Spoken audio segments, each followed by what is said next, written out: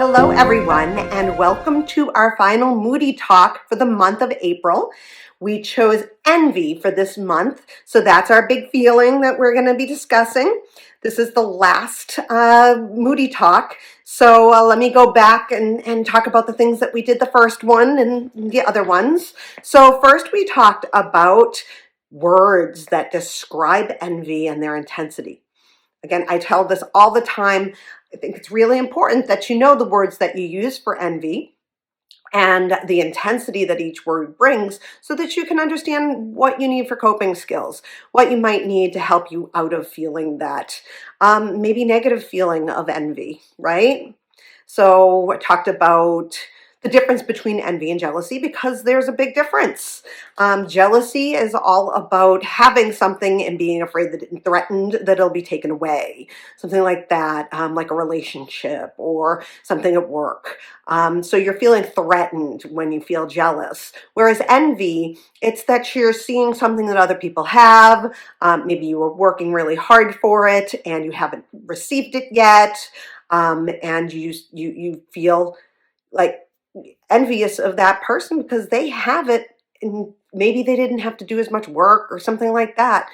And then the second Moody talk, I discussed secondary emotions that come from envy, the things that envy can create when you kind of stew in envy, like anger. Angry that you don't have what that other person has.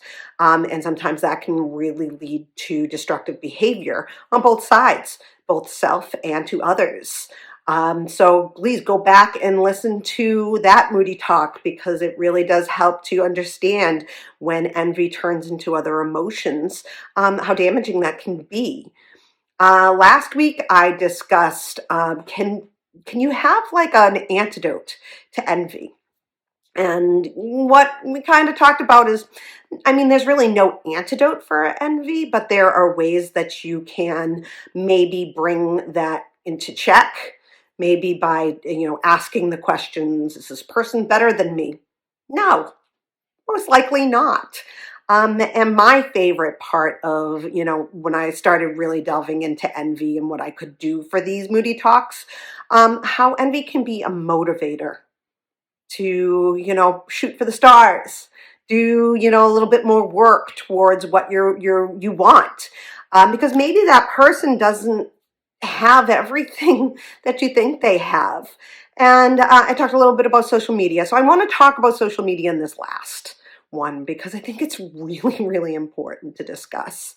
Something that I talked about last week was you see the positives for a lot of people's lives when you go on social media, depending on what platform. I mean, on Facebook, you can go in there and you're seeing all of people's vacation photos, where they went, that they got a promotion, that, their kids had birthdays and, they had, something happened sports wise and then they're having a celebration of it.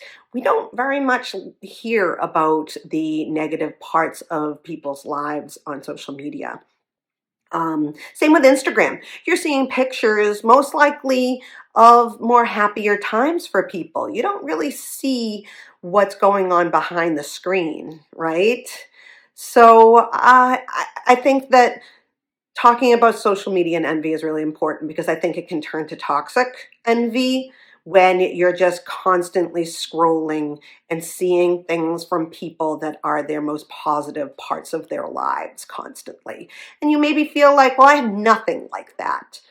And I think that's when you need to go back to the antidote that I talked about last week of, really asking the questions.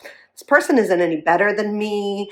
I don't think I would want to switch my life with this person. I wouldn't want to give away what I have to be them just because they have something that I don't. So when envy turns toxic, I think that that's when the destructive behavior really happens.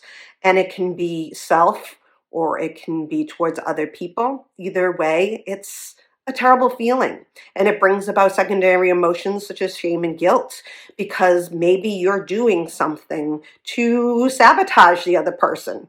Maybe it's at work and they took a part of your job that you used to like to do, and you start talking to your coworkers. Well, I don't think that they do it well, not as well as I do, or I don't think they deserved to get that. And you start talking really negatively about another person. I don't think talking negatively about other people makes you feel better about yourself. You may have a tinge of, yeah, I said that. But that toxic envy and the destructive behavior that comes with it, in the end, is only going to bite you in the butt, right? Because eventually, if you're feeling shame, it's because other people are making you feel that way. People who are in your social circles or at work, they're making you feel that way because they're not really listening to what you have to say, or they're telling you, well, that's kind of crappy to say about someone. So you start to feel shameful that you've said things like that, and guilt that you're going against your own moral. Like, you don't usually talk negative about people, but this envy has just kept getting, festering and bubbling up. And it's not healthy for throwing things back at people, because in the end, I think it only leads to more negativity. And that is my kitten, and she is saying hello. So social media, going back to social media, how can we guard ourselves against toxic envy when it comes to social media? Well, number one, I'm going to tell you, last summer, I was not in the place to be on social media. I was not feeling fantastic. I was in a very depressive episode, and looking more and more at social media, whether it's seeing people having a great time during the summer, or what's going on in the political spectrum, or what's happening to people, the problems that we're having, and the horrible things that are happening to people. It's it can bring you down really, really hard, and it's unnecessary. So what do? We can unplug. We can seriously take the time away from what we would do for social media, like doom scrolling, as my son told me is what you call it, doom scrolling, or seeing all of this positive stuff when you're really feeling down about yourself. You got to unplug, because you're only feeding that envy until it gets to toxicity. So, number one, if you're feeling that toxic envy, that everybody's got something that you don't and you're really mad about it, it's time to probably step away for a little bit until you can ask those questions. Again, ask the questions that we were talking about last week. Are these people any better off than me? Do I know what's going on in the background? Are they having problems of their own? Is there a health crisis in their family? Are they, losing something that, that is really important to them? We don't know what's going on with other people's lives. So unplugging can be the best thing to solve that, really toxic envy that you can start getting when you're really feeling down about yourself, or something just isn't working for you. Something happened that's not that doesn't make you feel good about yourself. You can't add everybody else's positive things into your life and start to feel as though you deserve more. You don't, and you want to start getting nasty with other people. It's no good, because in the end, it ruins relationships, and it can cause a lot of problems in your life in the end.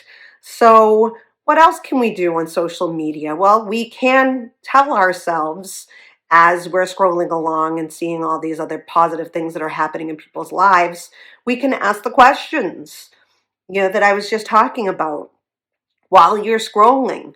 Because if you are addicted to scrolling through social media, you're just going to keep piling on that toxic envy. So, can you, in the moment, ask yourself, what is it they have that I don't? And is that even really something I need in my life, right? And again, the other thing about social media and scrolling is, my favorite idea for envy? Is it a motivator? Do you see a lot of people on there that are doing things that you really want to do? Well, can you take the steps to work towards doing those things? And it could be anything. What if people, like one of my best friends is a scuba diver. She teaches it. And you know what? I get envious. I would love to be able to get out there and scuba dive. So what can I do to help myself to do that, and not just sit back and be like, oh, I wish I could do that. I wish I had the chance to do that. Well, you can. You really can. You can motivate yourself to do that, whether it's putting aside money, maybe that, collecting money so that maybe you can do that thing. What if you do like to travel? Maybe the motivator of seeing all of your friends going on different vacations motivate you to put things aside. Again, put some money aside every week to go towards that goal of traveling. So social media is going to always be there and is always going to kind of taunt you if you're not in the right headspace. So I highly suggest the unplugging for a while when you get into that toxic envy mode. And then going back easing yourself back into it if you feel like going back to it. Honestly, during the summer, I didn't really feel like I needed to be on social media. I used it as a motivator to be like, okay, well, I want to get out there and do things. So I did. I did. And it really helped me through so that around the fall when I started, posting again about Moody and that kind of thing, I felt good. I felt like I did something for myself. And I think that's what we really need to sit back and think about when we're in that toxic envy mode. So I hope that helped.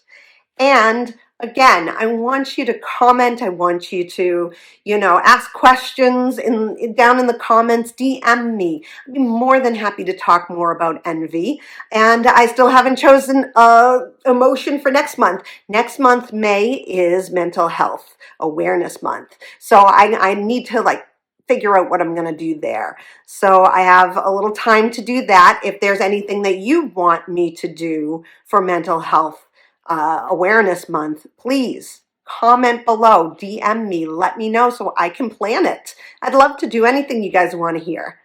So have a great rest of your week, and I'll see you next month. Bye.